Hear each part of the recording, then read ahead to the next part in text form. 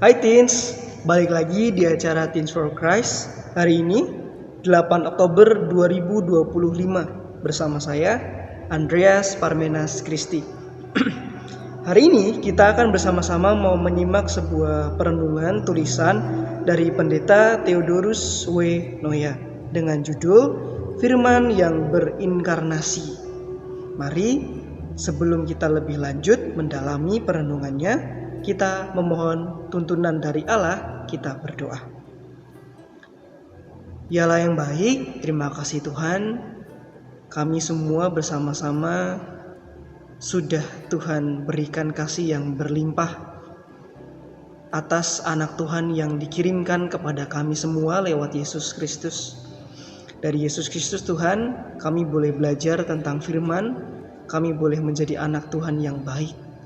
Kiranya Tuhan mampukan kami terus boleh mau semakin dalam dan dekat mempelajari firman Allah yang sudah hidup dibagikan di dalam hati kami semua. Termasuk salah satunya melalui perenungan dari Teens for Christ hari ini. Mampukan kami ya Allah, dalam Tuhan kami berdoa. Amin. Rekan-rekan yang dikasih dan mengasihi Allah, pembacaan kita dari Yohanes 1 ayat 14 sampai 18. Saya akan membacakan ayat yang ke-14-nya. Firman itu telah menjadi manusia dan tinggal di antara kita, dan kita telah melihat kemuliaannya, yaitu kemuliaan sebagai anak tunggal Bapa, penuh anugerah dan kebenaran. Rekan-rekan yang dikasih dan mengasihi Allah, kita pasti semuanya tahu ya, yang namanya Allah Bapa pribadi Yesus Kristus itu adalah firman Allah yang hidup. Ketika manusia pada zaman itu bingung bagaimana caranya dia bisa menjangkau Allah yang suci, yang jauh di sana di surga gitu ya. Karena terlalu suci dan manusia terlalu berdosa, manusia tidak bisa menjangkau Allah. Oleh sebab itu, karena Allah melihat dan mencintai manusia, dia sendiri yang turun dari tahtanya di surga itu untuk menjangkau kita. Karena tidak ada satupun manusia yang bisa menyelamatkan dirinya.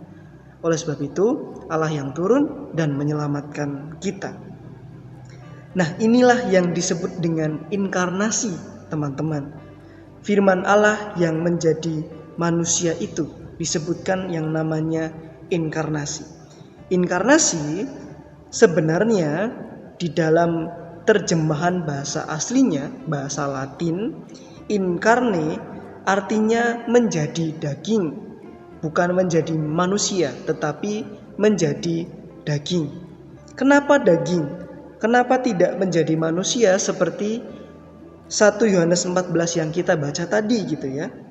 Dan sebenarnya pun teman-teman perlu diketahui bahwa 1 Yohanes 14, Yohanes 1 ayat 14 pun sejatinya bukan bicara soal menjadi manusia, melainkan dalam bahasa Yunaninya hologos sarx eieneto.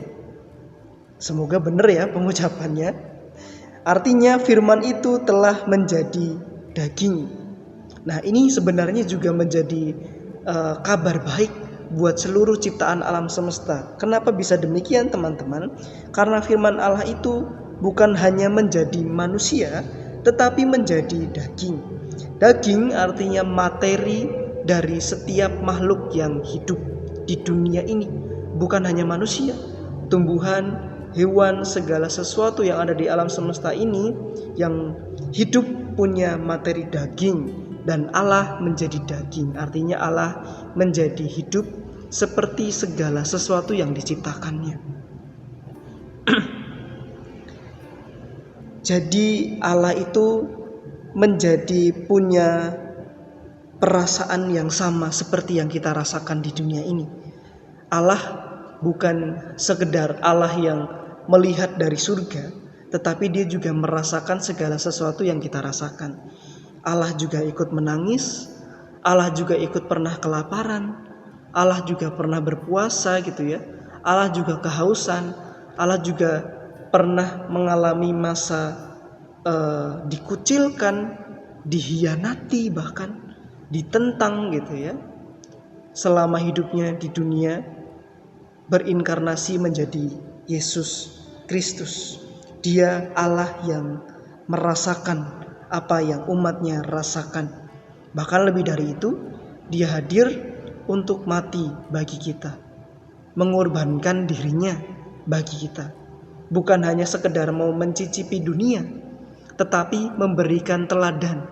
Ini loh caranya jadi manusia yang baik di hadapan Tuhan. Ini loh caranya jadi umat Kristen yang taat, yang sesuai dengan kehendak dan kemauannya Allah itu ya seperti ini. Yang sesuai dengan firman Tuhan. Yang sudah kemudian kita lihat contohnya konkret, tutorial jadi Kristen yang baik. Langsung dilihat dari sang sumbernya, yaitu Yesus Kristus.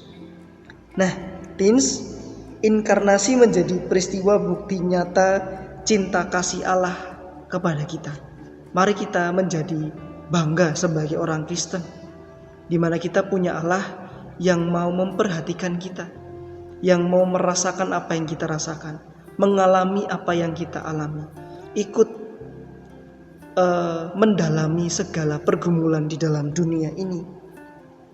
Mari setelah kita bersyukur, kita juga mau meneladani bahwa Allah sudah turun bukan sia-sia, tetapi menjadi teladan untuk kita semua. Karena Allah sudah turun dan Allah sudah berkorban untuk kita, mari kita bersyukur dan menjadi pengikutnya yang baik. Melihat bagaimana cara Yesus Kristus hidup, dan itulah cara kita hidup sebagai Kristen. Kiranya Tuhan memampukan kita. Amin. Mari kita berdoa. Sang Allah yang menjadi manusia, Yesus Kristus yang kami percaya hidup dan bangkit, mengorbankan nyawanya bagi kami. Terima kasih Allah. Setiap kami mengenang peristiwa kebangkitan-Mu, peristiwa inkarnasi Allah menjadi manusia, kami bersuka cita, kami merasa aman, kami merasa diselamatkan dan ditolong. Sekian lama ya Allah manusia mencari-cari Engkau, menjangkau Engkau dengan kekuatannya sendiri, dan kami tidak mampu. Tetapi Tuhan yang sendiri yang berkuasa itu mau merendahkan dirinya serendah-rendahnya bagi kami yang hidup, bahkan juga kepada yang mati. Terima kasih Tuhan, tumbuhkan terus dan wujudkan terus rasa syukur dalam hati kami ini Tuhan, agar kami dalam hidup kami dengan rasa syukur ini mewujud di dalam perbuatan kami yang semakin mau meneladani kasih Tuhan dan tutorial hidup benar dari Yesus Kristus. Terima kasih ya Allah, di dalam Yesus kami berdoa. Amin. Demikian teens, perenungan Teens for Christ hari ini. Jangan lupa di-share, dibagikan kepada teman-teman, subscribe dan juga komen ya. Selamat menjalani hari, sampai jumpa di acara Teens for Christ yang lain. Dadah.